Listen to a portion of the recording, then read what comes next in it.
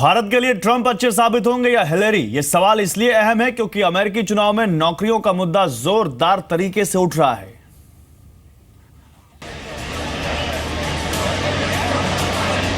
अमेरिकी presidential election पर भारत की भी पैनी निगाहें हैं, क्योंकि इस चुनाव में भारतीय कंपनियों को भी घसीटा जा रहा है।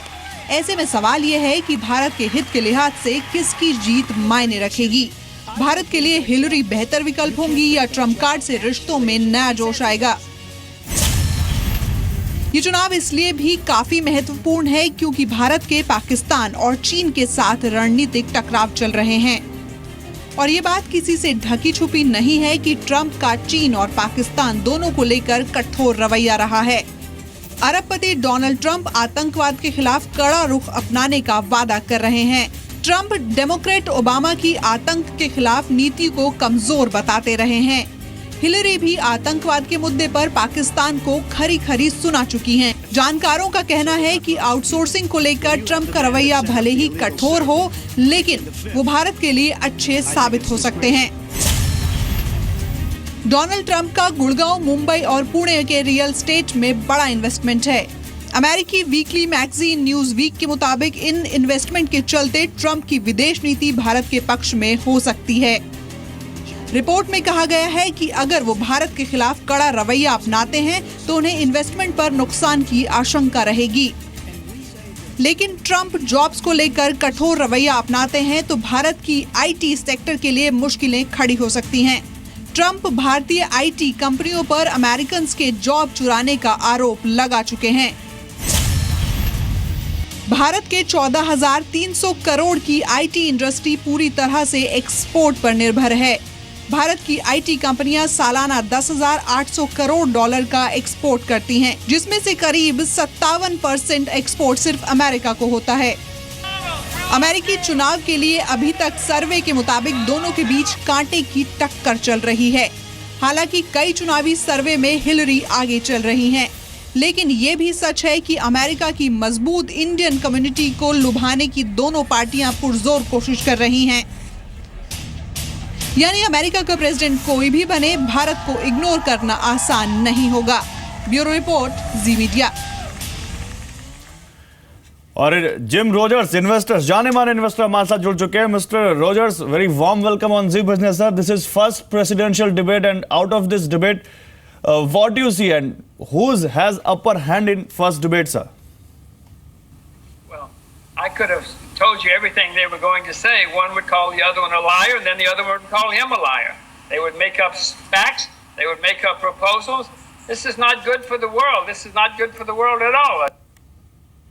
Okay, then all the statements in debate are not good for the world. What impact do you see on global markets, sir? What I could see, there was not much change. I doubt if anything was said which is going to change anybody's view. If you were for Trump, you still are. If you were for Clinton, you still were. And if you were undecided, you're probably still undecided. Okay. And after US Fed meet, now investors shift their focus on geopolitical situation. So what is initial comment on current political build-up, sir? One is offering the world trade wars. Trade wars everywhere, with China, with Mexico. Well, trade wars have always been disastrous. The other is offering the world very high taxes, both of which is not going to help anybody. High taxes will slow the American economy. Trade wars will slow the American economy too. Okay, तो आप दोनों लोगों को कहीं ना कहीं सवाल उठा रहे हैं। थैंक यू सर, आपका thank you gym Rogers for being with us.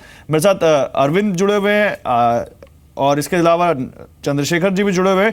Chandrashekhar ji के पास जाऊँ, लेकिन अरविंद उससे पहले मैं आपके पास आऊँगा। अरविंद, तो मतलब कुल मिलाकर जो आप कह रहे थे, जो जिम रोजर्स कह रहे थे, जो चंद्रशेखर जी कह रहे थे, रियलिटी तो इलेक्शन के बाद जब नया प्रेसिडेंट मिल जाएगा उसके बाद पता चलेगी। बिल्कुल। और जो आपका सवाल है कि भारत के लिए एक प्रेसिडेंट ट्रंप या प्रेसिडेंट क्लिंटन कौन बेहतर रहेगा, ये तो समय ही बताएगा। लेकिन दुनिया की जो सबसे बड़ी डेमोक्रेसीज हैं, प्राइम मिनिस्टर मोदी हैं हमारी तरफ, उनकी प्रेसिडेंट ओबामा के साथ बहुत अच्छी केमिस्ट्री रही है। हमारा ये मानना है कि दोनों में से कोई भी जो बनेगा, भारत के रिलेशनशिप्स अब इंस्टीट्यूशनलाइज हो चुके हैं। ये पर्सन्स पे डिपेंडेंट रहते हैं, केमिस्ट्री पे डिपेंडेंट रहते हैं, वो केमिस्ट्री बनने में थोड़ा सा समय लगेगा, बट इतना अहम रिलेशनशिप है दुनिया के अंदर इंडिया और यूएस का कि ये रिलेशनशिप स्ट्रांग रहेगा। कोई भी प्रेसिडेंट बने, प्राइम मिनिस्टर मोदी का जो इस टाइम एक्सेप्टेंस है वर्ल्ड के अंदर, जो लीडरशिप है, वो हर किसी को लुभा लेगी हिंदुस्तान की तरफ। ठीक है अरविंदा, थैंक यू हमारे साथ जुड़ने के लिए। एक लेकिन आईटी इंडस्ट्री क्या कह रही है ये भी सुनाते हैं। टेक महिंद्रा के वाइस चेयरमैन विनीत नैयर का कहना है कि अमेरिकी प्रेसिडेंट चुनाव का आईटी सेक्टर पर खास असर नहीं होगा और ट्रंप का भारतीय आईटी कंपनियों पर निशाना सिर्फ एक चुनावी मुद्दा है। देखिए, आईटी सेक्टर में जो उन्हें चाहिए, we are the only country which can provide it. They can't build this capability overnight. And it's not only that. We have shown it to them that we are instrumental in creating jobs in America. So, and mercifully, Trump has not focused on India. Assuming that he comes in, the realities of office and the responsibility which goes with it will hit him.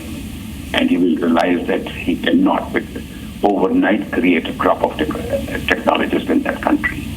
So I am not overly worried about this rhetoric, because rhetoric does not convert into reality. These are political postures. So I'm not even certain whether you want to make it or not.